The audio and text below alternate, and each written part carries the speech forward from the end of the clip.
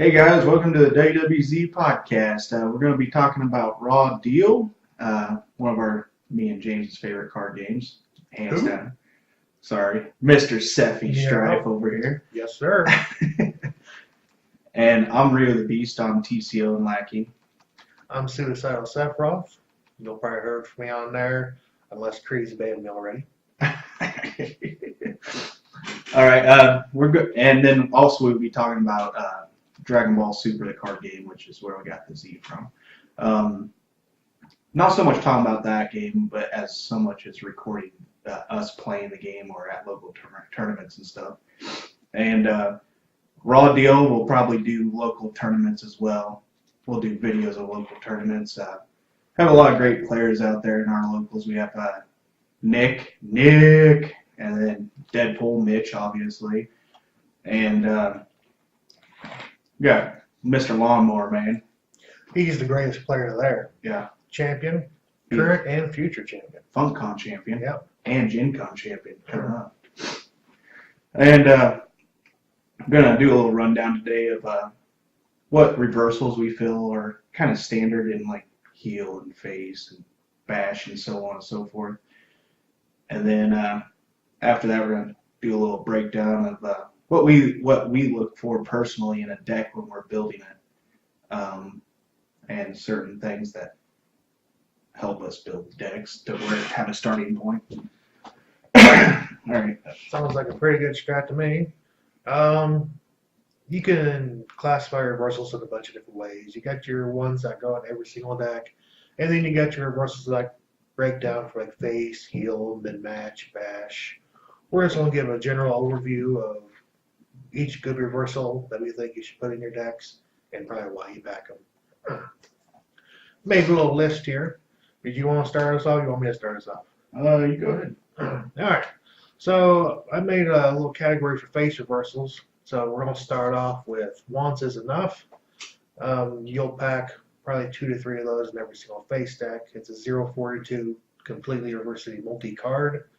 And it ignores the only play text on your sloppy break sloppies, which is your other very important face reversal that you're going to be packing at for your face. That reverses any card. There's a pre-match that makes it 1042 instead of 15. And with that combination there, It also increases heel reversals by 5. that and it also hurts a no-show, which is a very good heel pre-match that they enjoy playing all the time. Yeah. With once is enough in your deck, how many get the F outs do you usually run? You run 3 get the F outs and 2 once is enough, or? It really depends on like your local meta. For a virtual classic, I would still run probably just 2. If I was playing in virtual all access, I would run 3 get the F outs in every format. Yeah. Yeah, definitely. Yeah. I had James start us off because I literally like never run face. I'm not very good with face. Like I prefer to heal, which is pretty obvious what you run heal most of the time. I mean, you'd always run managers at 3. I mean, great card. I mean, not nearly as good as sloppy, but at least it can be from hand or arsenal without having once enough out for anything. You have a unscrupulous. It's reverse any activated card effect if you Or non-unique action. or non-unique action. It's a mid-match. It costs 1542, but if your superstar value is less than your opponent, it's -10. So that's pretty cool. I mean, I never actually really run that usually. I mean, James always tells me to throw it in the deck. There's no reason not to. I usually use up a lot of my mid-match on other things. But it's still a good card. Nothing, no doubt. Yeah, outside interference. It's a 11 for a 1. Yep. Reverse any Maneuver. any maneuver. Yeah, it's pretty good. It's a mid-match card. You got to have a manager in your ring area or a Manager manager interferes in your ring area play. Yeah. And then Another cool tech with that card real quick is if you play the NWO Allegiance, it makes it -3/4 because it's a run-in. Yeah. So it's an 8 for 1. Yeah, and then if you ran No DQ match. no DQ, it's another 3. Yeah, there you go. Yeah. Or Or if you're honky tonk band, It's free. It's like It's free. it's like -2. Yeah. Yeah, that's like 2 fortitude to play. Yeah, on the board. Yeah. It don't work that way, but it should. I like me some honky. The only reason I built honky tonk was because James told me he was really bad, but he kind of is, because if you mess with his pre-match, I mean, he gets hurt real bad. And usually the last heel card that we always run, it's not heels per se, but in the reversal lineup is get the F outs. I always run 3 all the time. Yeah, if you're a heel, it's really the only answer to multis that you have, so you have to run 3. Now, one card that I really like running and everything, almost everything, is Out of Nowhere. And me and James go back and forth about if it's a good card or not. And I try to play it in almost everything, because I figure with 5th year and 10th year, when I get down lower in cards, it becomes kind of a divine. It doesn't reverse anything that cannot be reversed, obviously, but it completely reverses any card or non-maneuver card. Then it goes into your ring. You can search your arsenal ringside and remove from game for your trademark finisher at your hand. Whenever you can next turn you can play it as an action. They can't respond to it, and then your TMF can only be reversed from arsenal. If you have the 25, If you have the 25, you can play it as an action. Yes. Let's make sure we get that right. Yes. If you have the 25, you can only play as a reversal from the from the arsenal. I kind of screwed James out, Steffi out, tournament. You'll have that once or twice. Once you get to the bad parts on the card, that's when he stops reading. So you have to remind him, like, no, there's more text on there. Keep going. Yeah, like Sergeant Slaughter apparently can't run high risks. I've been playing it for 10 years. Just didn't read that far in the card. I knew he couldn't pack high risks. I just completely forgot about it, apparently. I get it. Still, Slaughter Cannon is a high risk. He should be able to pack high risks. Like a 40 for 40 requires 9 reversals to reverse. Yeah. That's throwback, so I'd search for it. And he can pack high flying style. Yeah, of course. All right, what we got next for reversals? We're down to the bash cards here. So bash is pretty easy. You got your return bash for Scotty's Worm. You're of course running those in 3 because they're versus a non-unique card, and the searches for a bash move. So there's no reason not to run them. And then you got their new virtual reversal they got. You're not going to bash me, which is, I think I got 12 fortitude reversing maneuver. Yeah. 12 things right. And it costs +3 more for every unique in your ring area. Mm-hmm. So it's good and bad. But if you play Frankie Takes Hollywood, you can just ignore that part of the text. So get our mess, don't have to worry about it. That's true. I also like to put cards like Hold the Phone in there because you start with your Bash Fortitude, and since Bash doesn't have very many answers for unique cards, it can possibly be a 2 Fortitude trademark finisher reversal. And I also run Armageddon, which is a card most people probably haven't heard of. I run Armageddon almost everything now. Yeah. After you told me about it. Yeah, it hits a lot. It's 25 Fortitude action, but you're not playing it for the action. As a reversal, it's -15 fort and reverses any unique card or superstar specific card, I do believe. Active card. Or active card. Yeah. I'm not sure of the exact text, but it hits a lot. I will put it up on the screen. Yeah. So that's a big thing for the bash reversals. I love Armageddon Yeah. a lot. You got a universal reversals that everybody uses. Like you're gonna have divine, obviously. I mean, stops anything and ends their turn. There's no reason not to run it. Like you got sidewalk slams. I find myself putting 3 sidewalk slams in now. A lot of times 2, but I find myself putting 3 in for one reason only, and that's for like Mean Gene. Yeah. Mean Gene. Like Mean Gene. I guess we're not supposed to probably say that, but anyway. Mean Gene's mean. Yeah, he's mean. That turn the tide shenanigans. Yeah. The first one's not bad because you got your restricted, but I mean, there's not that many answers out there for it. So. What's your crime time? They've got the yo yo yo. The answer to it, and they got restricted use to it. Yeah. There's two out of it right there. I like me some crime time. And They steal wins, I tell you that. Good. Sorry. You got a volley disc. Obviously, it's your action reversal. One bad thing about volley disc can be, say, they play an action that's like 24 to 2. You're going to have to randomly move 20 cards from your ringside from the game to be able to reverse it. For me personally, when it comes to volley this, unless it's like anything more than 3 or 4 fortitude, I'm not going to use it on there. It's an early game action reversal. Yeah. You don't really ever run. I don't run it anymore at all. I mean, yeah, it's kind of like what do you have, like a 3-4% chance of having it in your opening hand? Well, that and most actions nowadays either say can be reversed, they're multi, or you can respond to. Yeah. Or, if they don't say those, then they cost 20 fortitude. Yeah. So it's like I'm never going to play the card. Yeah. I think that's kind of the way you feel with elbow to the face too, which a lot of people run at least two of into a deck. Yeah. And I just took them out. A lot of people say elbow to the face is great against see how it feels, which it is. It's a good card for that card. But again, they have 30 fortitude, and if I'm holding a 0 fortitude reversal for that 30 fortitude card, it's like I'm already losing the game. So yeah, it doesn't help me when I need it. Yeah, that's true. Got change the questions, which how much that cost? 15 fortitude? 18 fortitude. 18 for 0, but nice thing is it searches for your TMF, and they can't play when you thought you had all the answers. Yeah. Which I run when you thought you had all the answers every now and then, and it throws people off. They're like, who runs that card? I'm like, they were spotting my mid-match, so I threw it in there.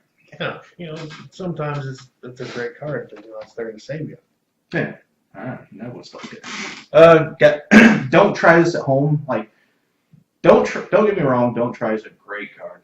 The problem is, I never have it when I need it, or it's an ace that I can't even stop anyway, or they just don't run any aces at all. So, I mean, a lot of the times it's just a dead card, but whenever they're running an ace, like, for me, I'm like, man, I hope I have this in my hand. So it's something you kind of have to run, because if they have a really good ace, I mean, you're not doing anything about it. You just sit there, take the old Bagoo game.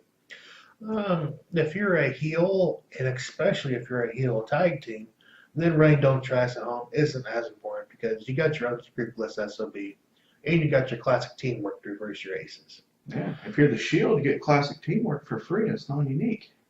No, you're thinking total teamwork. Total teamwork. Total Doesn't that teamwork. reverse an ace too? No, it reverses any non-unique maneuver. All right. That's like a 0 for 2 draw to. So. Oh yeah. Yeah, that's still pretty good. Yeah, it's still good. I'm probably running at least 7. I already talked about get the F outs. Like, if you're heel, you're running 3. If you're face, 2 to 3. It's just such a good card that you're gonna run it no matter what deck you're playing. Yeah, I mean, reverse any unique, reverse any multi. I always mostly use it for the unique, but the multi works too. Don't be a douchebag, which I mean, it's nice for easy fort a lot of times, because a lot of the cards nowadays have reversal restrictions. So if you overturn it, it's pretty 2-4 to your ring, or if you can obviously play it from hand. If it reverses any card with a reversal restriction, it ignores it. Yeah, ignores it. And it's got to be non-unique, correct? Yep. You get a draw card off with it. Or make them discard, which I always draw. Unless if I'm a chain deck or a deck that's concentrated on them discarding, then yeah, I'll make them discard, obviously. You also got Carlito says that's not cool, which is kind of like don't be a douchebag, except much, much more punishing. When you play that clutch and they're like, oh, that's not very cool, and you're like, oh, hell. Because you got randomly discard 2 cards, and they draw 2 cards, and it's a day runner. I know there's a heel reverse that we had talked about, which I completely took it out just because I never play it and never cared about. It was Jive Soul Bro. Yeah, it doesn't hit very much. It only hits non-superstar specific, non-unique actions, I think. Yeah. Oh, and that's just not. That's about nothing. And since I usually ran it just because I had a not no no show, Yeah, I'm not sure. and I used to grab it with that, but because I couldn't grab the other one, Shocking interference. Shocking Interference, Which is a really good reversal. yeah, yeah. What does Shocking Interference do? I can't remember. Shocking interference. It reverses any hybrid. I think any hybrid non-superstar specific card. Okay. No, I think it reverses any non-unique card. Something I couldn't tell you at the top of my head. Oh. Which is kind of ironic. I don't run enough. And then, yeah, I switched out the Jive Soul Bros for Anything and Hate It, Yeah, and I can search for that. Yeah, It's decent reversal. I talked him into playing that. It's a really good card for no show because, especially if you can guarantee like the 3 or 4 for turn 1. Which a lot of decks I play can. Yeah, that should be a key to everybody's deck. You know how you get your initial 4, but it's a great reversal to burn on their first move. So you can draw 0. We're up for pre-match there. Pre-match is pretty limited because by staples I was making a list just for cards that everybody would probably pack, and pre-match really defines your deck. So there's no right or wrong answer in how you want to build it. Face, of course, has playing by the rules, which we talked about a little bit ago. It makes their heel reversals cost 5 more. It makes your face reversals cost 5 less. And it makes them randomly show back 1 card underneath a no-show. Remember, no-show has to be in play already when you play it. Make them show back a card. Yes. A lot of people do that wrong, and like especially when I'm playing on Lackey, I'll play everything out. They'll play playing by the rules, and then later on I'll play no-show, and I'll pick my cards, and then they'll be like, at the end of the pre-match, they'll be like, all right, now you need to randomly pick one. I'm like, no, I don't. That happens immediately when you play it. So you might want to either hold off on doing that until you actually see no-show come out. Yeah, if it doesn't say at the end of the pre-match phase, it resolves immediately when you play it. So another really good pre-match card that my buddy Josh here has taught me into playing a lot more recently is Ruthless Aggression Throwback. Yeah, it's pretty good. Especially like it's pretty nice with if you're going against a legend because it's automatic +2 hand size, but it's free to play. Yeah, it's free to play. So if like say they play Showtime against you, I mean you can it doesn't take up like a pre-match slot, but say they play Showtime against you, they go to end your turn, you pop it, and then you get to continue your turn. But the problem is they can have it don't try, which if they do, oh well, they ended your turn that you weren't going to get anyways. Yeah. So it's no big loss. Yeah. And it's out of their hand. Right. Another good card that we always run now because everybody runs a lot of backstage cards, like their signatures and all that stuff. You got your hometown heroes, your pulls from strings get this match, 10th year, 5th year. And almost always run backstage shenanigans because I'm going first. I mean, everybody keeps packing them all, so might as well go first. And if you're going first, that gives you 2 free turns. And if you're playing like a really quick, aggressive deck, getting 2 free unanswered turns, that's sometimes too much to come back from. So, I don't think Showtime will give you 2 free turns because no, because they're still getting a turn. Yeah. So Showtime will end the turn that you're trying to skip, but you're going. Showtime wouldn't even trigger if you shenanigans. Yeah, it wouldn't even trigger. So you only get 1 turn, but still, it's alright. As far as mid-match reversals, we got restricted use, which almost there's no almost about it. It's a mandatory pack. Any card that's going to be modifying your reversals or their move, any things that's going to be modifying their move, making it cannot be reversed or can only be reversed or blah, blah, blah. You can pop out restricted use, which ignores any modifications to that card, and then you can play a reversal to it as normal. Great card. There's no reason not to rotate. Yeah, you gotta run it in every single deck. But be smart with it. Don't always, pop a turn one unless you think you really need to stop that card. Sometimes it's best to save it for a later game where you're like, oh, I can pop it into a trademark finisher, which is far more devastating. Oh, yeah. You got cards like Sustained Damage, which I think is a mandatory pack in almost every deck because I have this really bad habit of drawing Divine Intervention 35 times in a 60-card deck using a pack 1. So I find myself discarding it an awful lot. I even run Sustain and my Sergeant Slaughter, even though he has a I believe it's a stipulation that does it. Might be the menu. Doesn't matter either way. But yeah. Anyway, it's basically Sustain except for its throwback cards from your ring side. You can remove them or reduce damage. So what I'll do is Sustain, discard, discard, discard, and then I'll do the venue or step to remove the rest of the damage. You got Turning Everything Upside Down, which is kind of the new version of Yours Grace Was a Cow on Ice. Yeah, I mean, I run Turn Everything Upside Down in place of Cal all the time, and I'm not sure why, but I do. I run it because the only time Cal has the advantage is you can play it if you have less cards in hand, not just less Fortitude. So you can work around it there. But Turning Everything Upside Down can also reverse things like Precision Haymaker and Atomic Lariat. And it has RMS, so if they plunge you, you're not dead in a turn. Speaking of which, what do you think about that card that they made for Precision Haymaker and stuff? That they don't have to draw 5.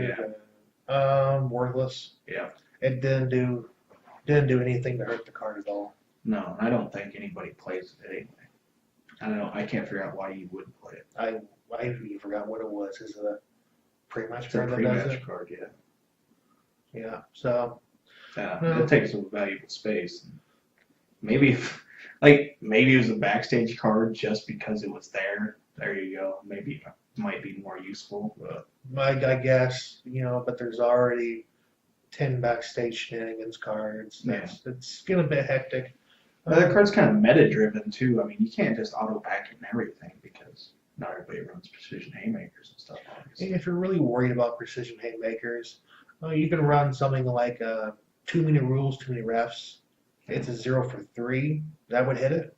You actually get 4 instead of nothing. They get to show back 3 cards, but I mean, who cares? You're not taking 22.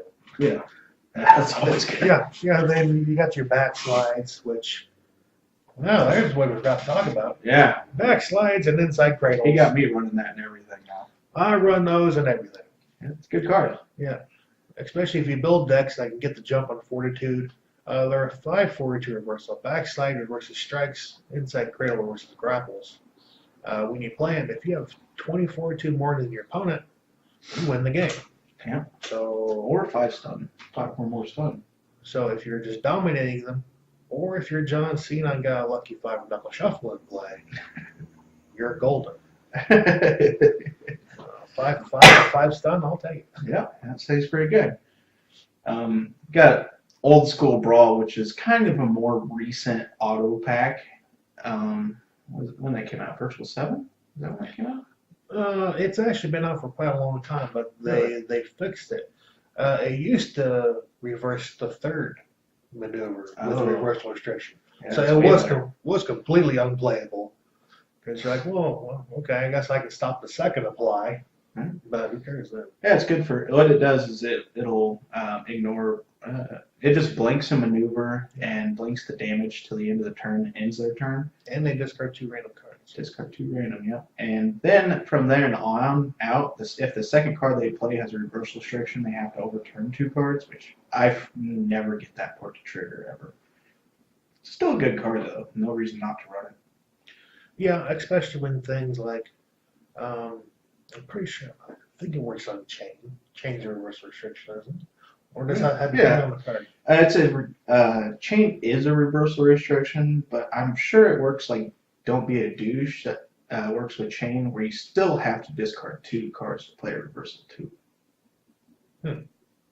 Because Well, I don't even think that would apply here because you're not reversing it. It's still successful. Yeah, that might be true. So, you guys would have to read the card. We don't know the exact text of the card off the top of our head, but it's really good for like your clutch, your shakes. Well, it doesn't do anything on shake. If they play something cheesy after shake, darn them, and you play it on that. So your clutch applies. It will hit shake. It's just you'll still take the 1 damage. Well, yeah. Well, but it's got to be the second card played, obviously. True. Which. So, maybe they're doing something cheesy like dirty low blow and then panic into a shake or something. Yeah. Something like that. I would just pack it. You might not run it every game, but the ones you do, you'll be very thankful. Oh, yeah. Like, I usually use it for, like, whenever they do clutch on the opponent and to apply. Yeah. Just go ahead and blank it. And it's a discard too. And it's a mid-match spot. With mid-match, you can kind of pack the more cards that you might not play every game because they're there when you need them. Speaking of mid-match, what made you decide to not run a Road to Victory anymore? Because nobody plays any non-unique cards. It's true. I do. Except for the deck that I run, I don't care if you blank it because my stuff's all successful if you do. Yeah. He does it with Crime Time. You're like, oh, Road to Victory, that action. It's still considered successful. Go ahead and eat 20 damage. You're still taking the damage. Sure, you blank the action, but... It happens almost every single game. Somebody plays Road to Victory and it might backfire. I'm like, oh, all right. God, thanks for the 20 fortitude. I appreciate it, buddy.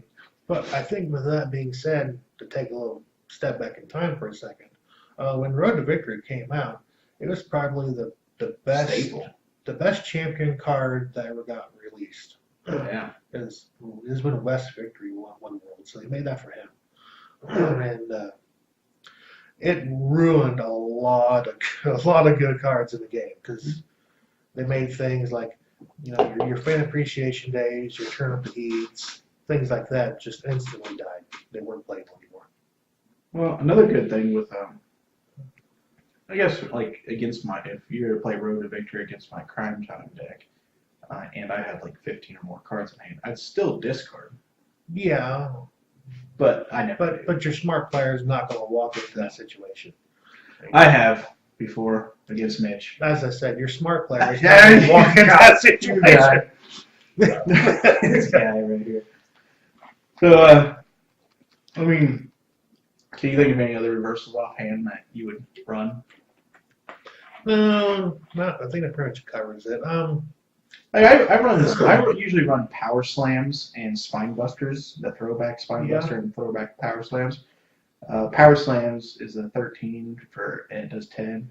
It reverses any strike and any strike without kicking the top. Without kicking the top. It is more than that. And then I always run Spine Busters, at least 2 of them. It's a 10 for 6. That'll do reverse any grapple or submission. But you got to play them from hand. Yeah, you gotta have play from hand. Yeah. On the same token, I'm gonna go back for a second and talk about I changed the questions. I think cards like Power Slam, Spine Busters, unless you're Batista, of course. Oh yeah, that's my boy right there. Then you play Frankie Takes Hollywood and make your ability junk. Yeah. And with I Change the Questions, I would only run those in decks that have a very high fortitude curve. So, people like Big Freaking Machine immediately comes to mind. Yeah. I would play 2 to 3 of them in there. So, but somebody like Jamie Noble probably want to run them. Well, all right. I think that's about all we have for reversals that we can really think of that was on there. I don't have anything to add to that. No, I mean, if you want to look at like staples in the backstage area, you're running all the shenanigans cards because there's no point not to. I guess with Legends, obviously, you're going to be running, what's it called? Legendary Defense. Legendary Defense. If you don't want Jimmy, but a lot of the new guys say you can't play managers anyway, so... Yeah. I actually prefer Legendary Defense over Same. Jimmy. I mean, I don't see any reason to run Jimmy. I mean, sure, a lot of things pop managers now, so you only get one use out of it compared to 3 uses. Yeah. And well, at least our locals anyway, our manager gets popped all the time. So maybe if there was something to make Jimmy permanent, then maybe. But I'm gonna run legendary defense over Jimmy every day. Even if Jimmy was permanent, just with all the virtual stuff and the meta that we have around here, it wouldn't be that good because you're looking at your pokes, your shakes, your clutch applies, German suplexes, atomic lariats. Jimmy doesn't hit any of that. No. Literally everything everybody plays now is cannot be reversed, cannot be responded to. It's not even playing the game anymore, really, so much as trying to make it so your reversals that your opponent had do absolutely nothing anyway. Yeah. That can probably go with how I almost look at decks. Like when I try to build a deck, like my first goal is how can I completely shut my opponent completely out of the game? Yeah. I want to play the game so you don't have to. That's true, because then I can't make mistakes. So it's a perfect game. When I go to build a deck, what I always immediately look for is, does it have a search mechanic? Do I have a way to reliably search for a reversal or a maneuver or some kind of awesome search mechanic that keeps me going every turn? And especially when you have old school wrestling match, I mean, I always play somebody that searches for a move because I'm not milling 6 cards for not playing a move. So I'll play things such as Batista, obviously. Anybody knows me knows that I love Batista. He's one of my favorite wrestlers, and I love him in the card game. And Virtual 8 made him amazing, which now I really don't care at all if somebody plays Frankie against me because all his actions are amazing. And if you reverse his actions, he's going to keep going, and it doesn't end his turn. And he's got a really good action called Guardians of the Galaxy, which, I love it. It's playable. It's one of the best cards in the game. I would probably pack it. Basically what it does is it's going to let me draw 5. It's going to let me shuffle in 5. It's going to make them discard 5. And then you can't respond to my destroyer, which is going to make you discard however many maneuvers I have in my ring area plus 3. So they're not going to have a hit. And it also makes my next move I play only reversible from the arsenal. That's okay. I'll just reverse your Guardians of the Galaxy. Oh, speaking of which, Guardians of the Galaxy, nothing in the game hits it. At all. I mean, They used to.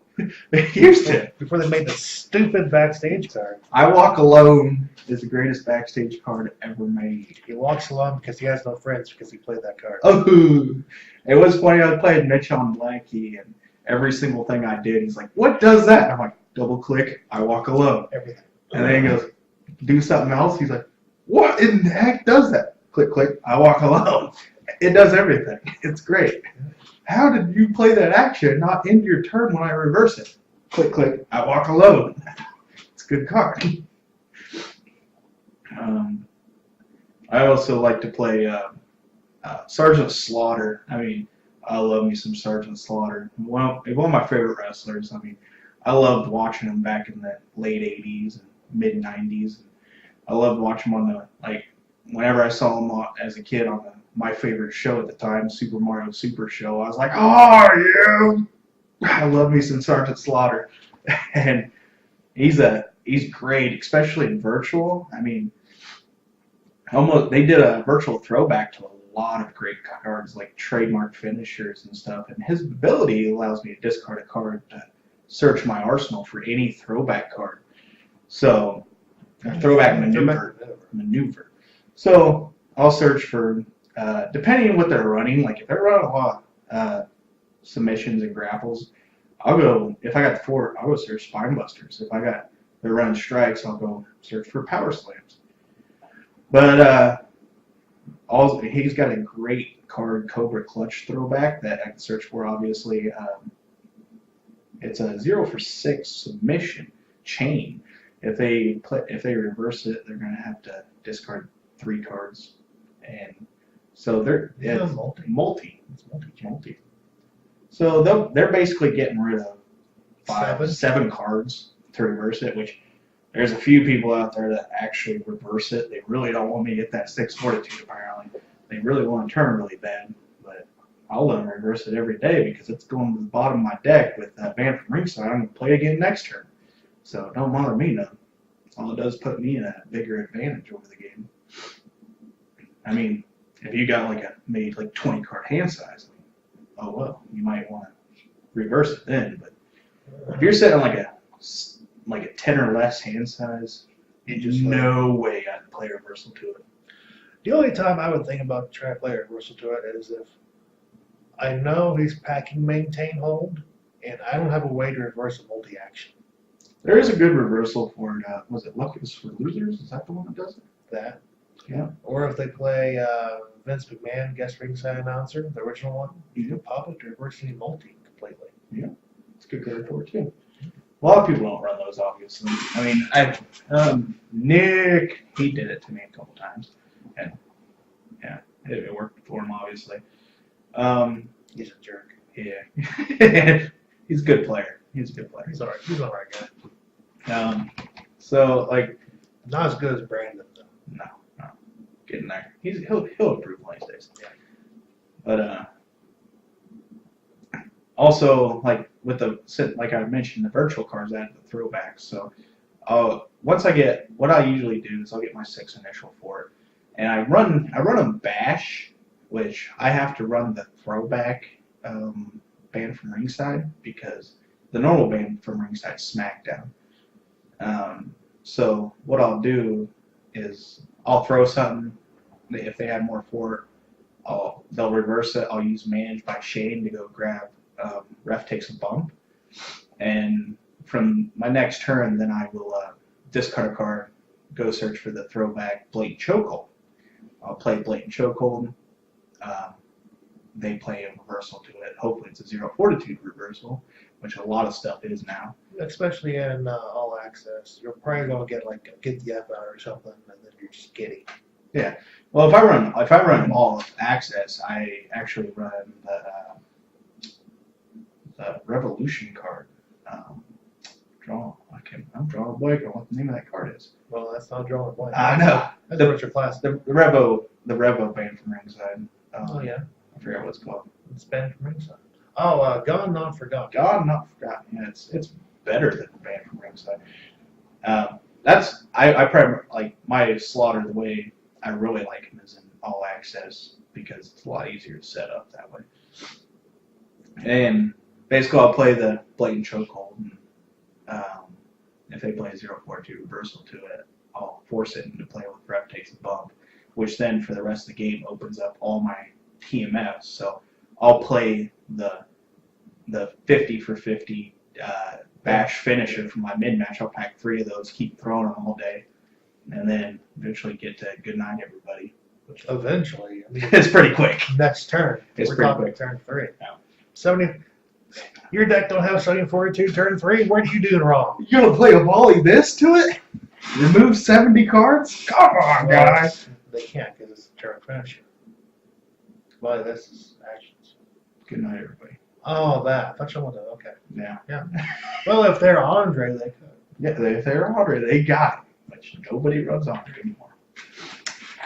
Speaking of, that brings up a good point. Do you see any reason to not ban cards versus making shenanigans cards for them? They might as well. Shenanigans cards are essentially bans on certain cards. Sure, they like to say that we've never banned a card, but Comic Images already has in the past. Like, when the Backlash first came out, they initially banned Fans of Underdog because Don't Trust Home didn't exist yet. And there's no... They might have had Fortitude Surge, but you'd have people like Right to Censor that would name Fortitude Surge. Yeah. And they literally won every single tournament. Run on you every day. Yeah, there's nothing you can do about it. So there is bans in the past, and when you just say, oh, the card's not banned, but it's completely blank, it's still unplayable. I mean, what the hell are you going to do with a blank? It's all about the game. I mean, I'll play it. It's not bad. You can still play it. I'll play it for sentimental value, I guess. No, if they made like a pre-match that says your hand size like +2 for every blank card in your ring area, Yeah, make it useful in some way. that could be interesting. Make it valuable Yeah. whatever in it. Because if you're gonna blank something, well, I mean it's kind of different for like superstars. If you blank their abilities, okay, they're still usable.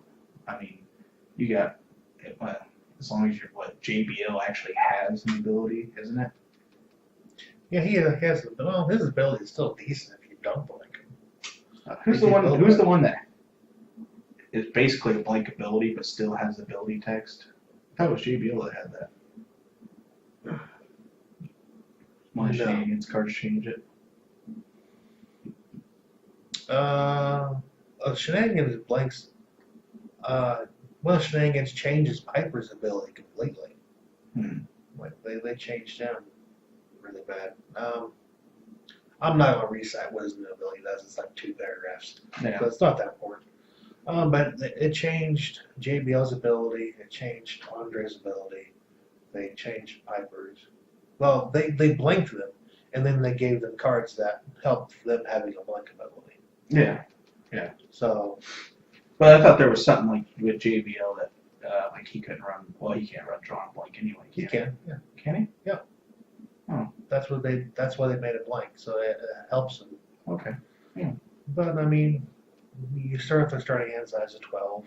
Why you need to draw 2 cards a turn? Yeah, you might need to. He only works if your hand size 10 or less. Yeah. So I mean, Yeah. you'll always have a hand, I suppose. So, what do you usually look for in building for decks?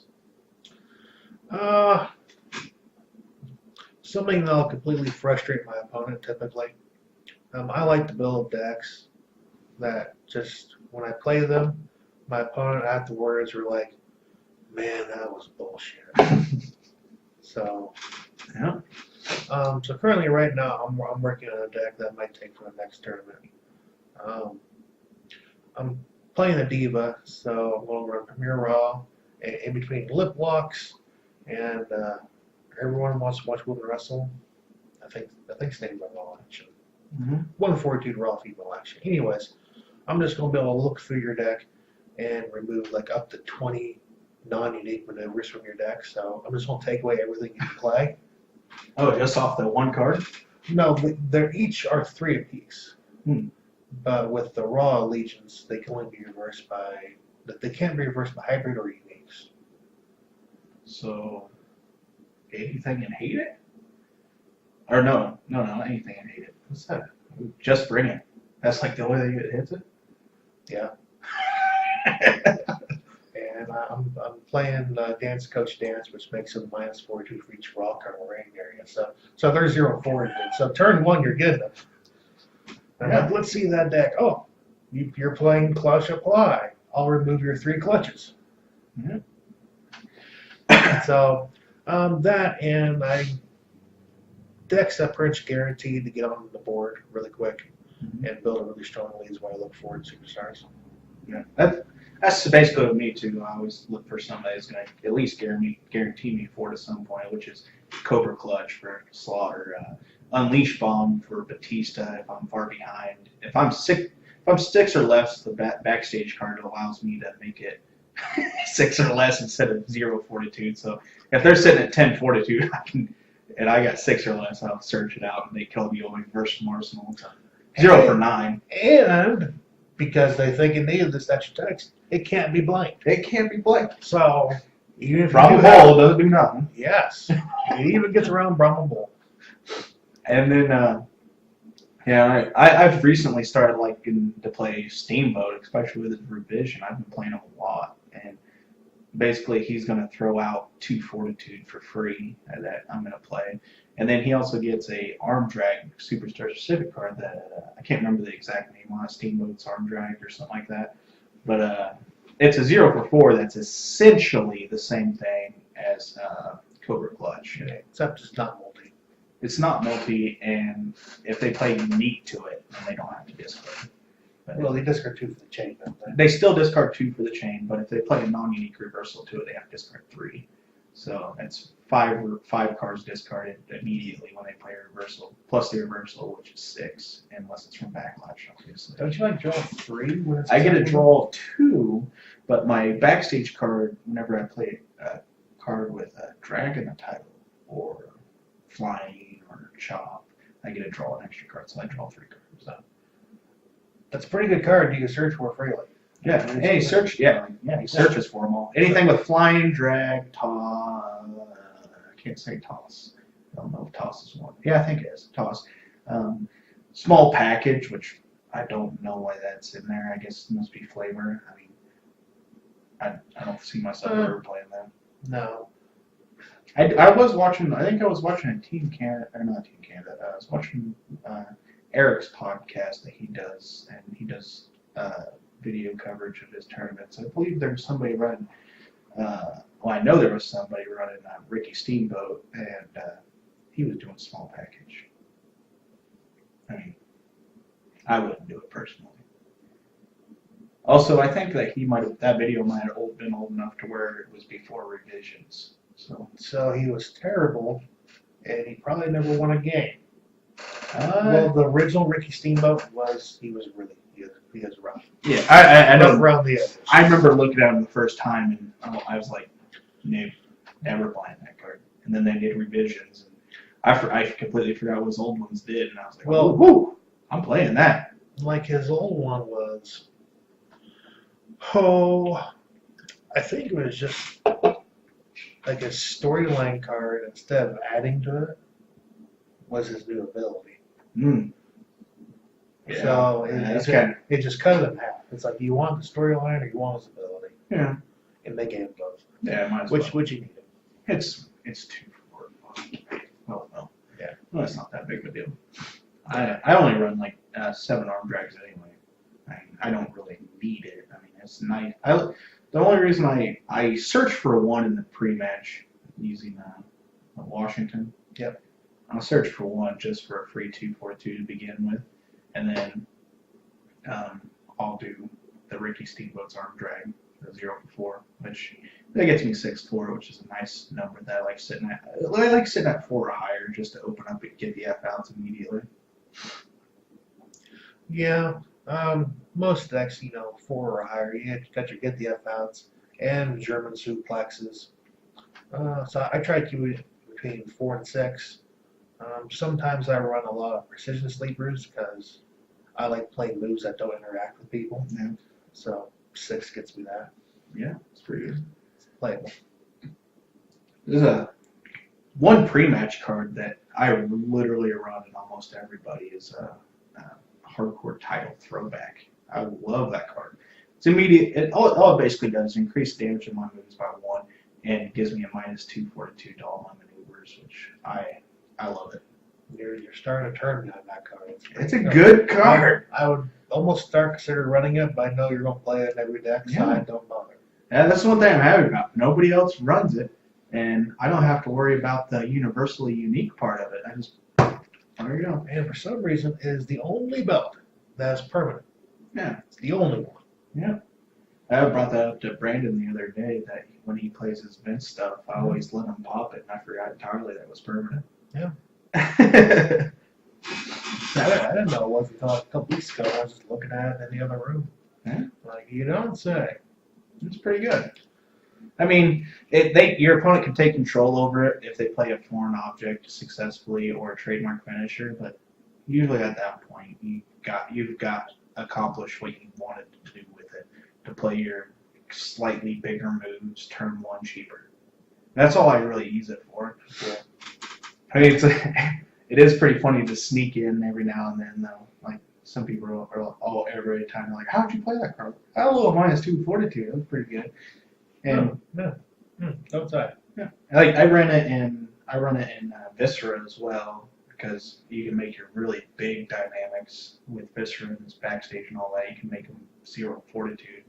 Since you're playing all that stuff that increases your opponent's fortitude to their reversals, I mean, you can just throw out a 0 for 18 that they can't do nothing about. But yeah, it's pretty good. Yeah, Viscera's kind of one of the superstars, especially like around our area. He'd be really cheap to get a full set of. Yeah. I'm surprised nobody ever looked at us like something like that. I built him out of a joke because I was like, let's build I was talking to Brandon, Mr. Lawnmower Man, and I was like, let's build a deck that just you challenge me, I'll challenge you. You give me any superstar that you want, and I'll build a deck, and I'll do the same to you. And I forgot who I gave to him, but he gave me Viscera. He's like, good luck with Viscera. He's no good. And I'm looking at his cards. I'm like, oh man, he looks real good. Yeah. Needless to say, it went heavily in my favor that match, and it was just dead. So was that the only victory you ever achieved against Brandon? He's really good. Yeah. I don't think it's the first time I ever beat him. Yeah. Maybe threw a little party, a little parade in the street. Yeah. I put him on my shoulders, but I threw my back out, so we're not doing another one. So, Brandon, I hope you never let him beat you again. Maybe sandwiches and everything. Sandwiches And sparklers. It was crazy. It's a good old time. Mm-hmm. That's the way we do it down in the US of A. Mm-hmm. Here in Iowa, we don't have much to be proud of, so raw deal is it. Yeah. Yep. I mean, we're the home state of the world champion. Mitch there, he's the greatest. He's won a game or two. He's pretty good. Yeah. I do the best thing I do the best that I can to avoid playing a game with him because I know I'm just going to sit there and be like, well, buddy, this is a good game. I guess I'll just sit here and you win. I mean, seems like I can get him down to 2 cards left in the arsenal. All of a sudden, next thing you know, next turn he's got 47 cards in his arsenal and he's beating me. And I'm like, God, stop close. I'll build a deck that I think I'm pretty fond of. I'm like, I'm gonna try it against Mitch. Here we go. He plops out a superstar. I'm like, there is no superstar in the game that'd be a worse matchup than this. I think it's Mind Reader. No, like I flopped out JYD. I'm like, well, I'm gonna take you to Pound Town, Chain City. And then he's like, oh, I'll drop the Brood. I'm like, I look at the Shut card. down your chain. I'm like, what the hell? Oh, you're making everything in my deck not chain. He definitely proved us wrong that the Brood is not that bad. I disagree.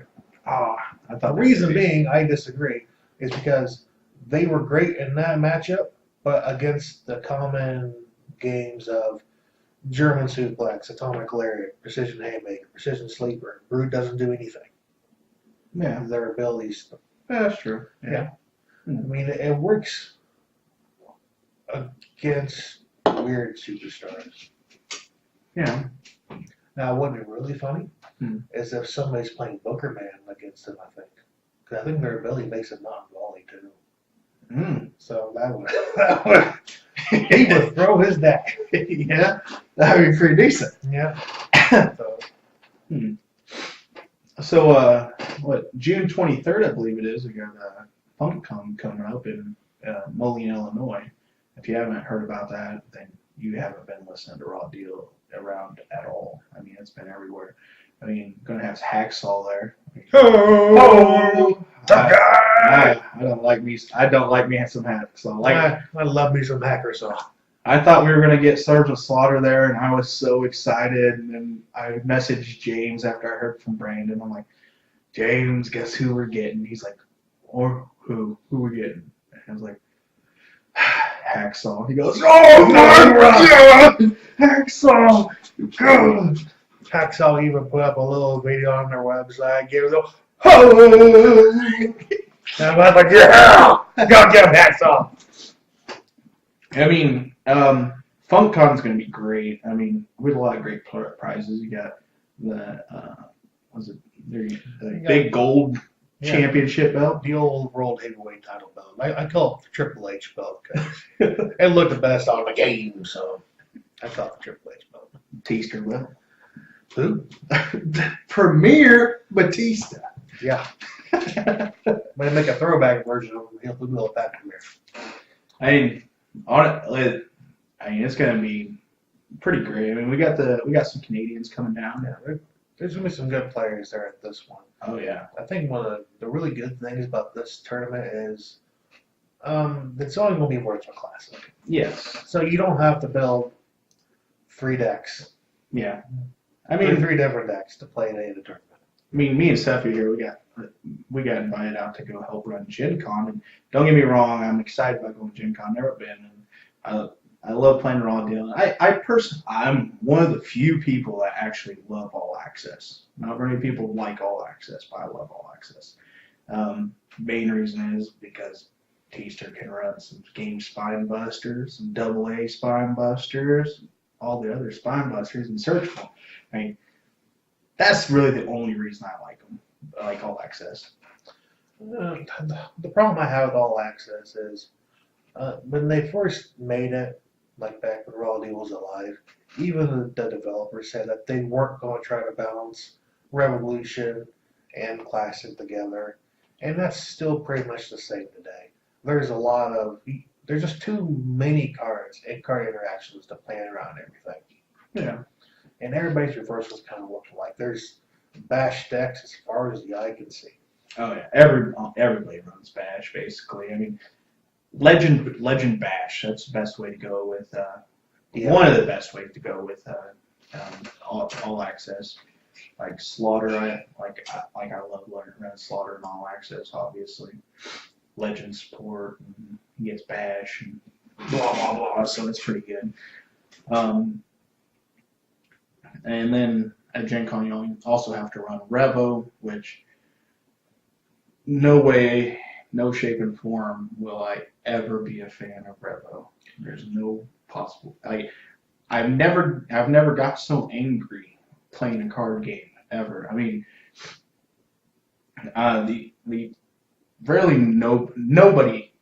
nobody at all ever asks someone lackey, hey, do you want to play a Revo game? The only reason you do ask to play a Revo game is if you're practicing for Gen Con. Or if like a virtual Revo set just came out. But then that excitement might last for like a week. Yeah. I don't really want to get too far into the reasons why I don't like Revo. I'm sure we can save that for another video.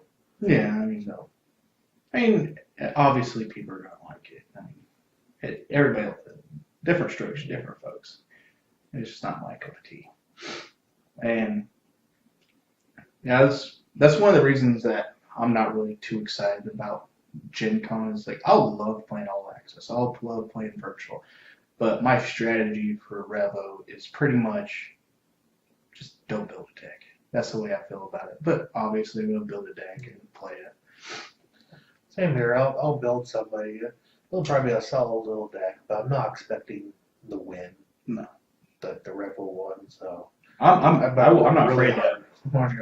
I'm not afraid to admit I'm not good at Revo at all. Well, maybe on the flip side, maybe I'm just approaching it all wrong. Maybe I should try to build a really good Revo deck, so I know I at least have one win out of the best 2 out of 3. There you go. Like, what are you gonna pick? Picking Revo. Just be the best at Revo. Yeah, I mean, it can't be that hard. Nobody plays it consistently. Yeah, All you gotta do is stick at it, and you can be the best pretty easily. As long as I don't play against Deadpool. Yeah, he's good at everything. Yeah. And if they don't errata or do a change to test, that seems like a good one to take. Well, if they don't do a change to test, I might have to take like Triple H with Big Show in my corner or something. Oh, you're gonna throw a colossal, huh? Well, you're taking 20 and you lost. So, Yeah. Yeah. I might have to play it accordingly. Yeah. But I think for FunkCon coming up, I'm pretty sure it'll be the largest event for Raw Deal that it has had for quite some time, actually. I mean, we've got guaranteed just 14 people from between Iowa and Illinois, I mean, if not more. Yeah, so, if we can get 20 plus for an event that's been dead for over 10 years, yeah, that's still pretty good. The fact that people still travel for this game is just a testament to how good the game really is. And like when I'm on forums, like I love playing Dragon Ball Super, obviously, and so does James here. And I love being on the Facebook groups and stuff like that. And people are like, "What game have you played before this?" And I'll be like, "Oh, Raw Deal, the greatest card game ever." And people will be like, "Oh, I love that game!" Like you'll have like 20, 30 comments. I love that game. So I always be like, "Hey, hop on TCO here and check this out. We got virtual sets. We still do world tournaments and all that." People get all excited and everything, get on there. And hopefully that's been what's driving all these extra people showing up to TCO lately. I mean, we've been having a lot of people show up. I think I got on there the other day and they had like 128 people online. I'm like, woo, I haven't seen that in a while. I will say one good thing about Revo. It's easy to learn. Yeah. And that's the problem right now, especially with Virtual Classic. If you try to teach somebody who's never played Raw Deal on that before, it just. I have noticed that a lot of people that really enjoy Revo are pretty new to the game. Yeah.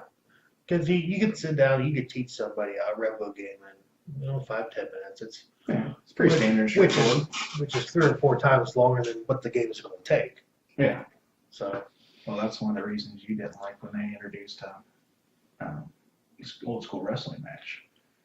I'll get into that one on another video. I think we should probably put our gripes about cards on a separate video and keep this one up. Yeah, all right. I don't want Creed to get mad at me already.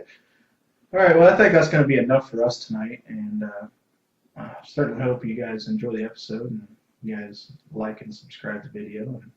And see you in a couple of weeks when we get. We'll probably do another video after the next tournament next Saturday. That's when we have our next tournament. Yeah, we might maybe do a breakdown. We might do one that night. We might, take the camera with us. And, I plan on doing that. I plan on recording some games. Yeah, we can take it down there, record some games, and let you guys know how it went, and tell everybody how badly I jobbed and how great Brandon is. So. Well, that's one advantage that we might, me personally might have over the Canadians is I watch all their videos. I love Eric's and Scott's Raw Deal podcast, the Backlash podcast. I personally love it, and I always look forward to it whenever they do Throwback Thursdays and all that. Kind of the direction that we'd like to take our videos is more hands-on, deck-based, instead of reminiscing. And they do strategy as well, don't get me wrong. And they do a lot of videos of the tournaments and stuff. But I'd like to actually do deck builds, and that's what I'd like to get out of this podcast. What would you? Sure. I'm all for reminiscing too, because like I said, this is one of the favorite games I've ever played. So I got a metric fuck ton of cool, funny moments in Raw Deal. We can go on and on and on about. Mm-hmm. But yeah, throwing down deck builds and stuff, I'm cool with. Just not before a tournament. I don't want you guys stealing my tack and playing against me. So I made that mistake once. Yeah. So all right. Well, it's been a WWZ podcast, and we're gonna be out. Get the fuck out of here. Get the fuck out of here, cheeky breaky.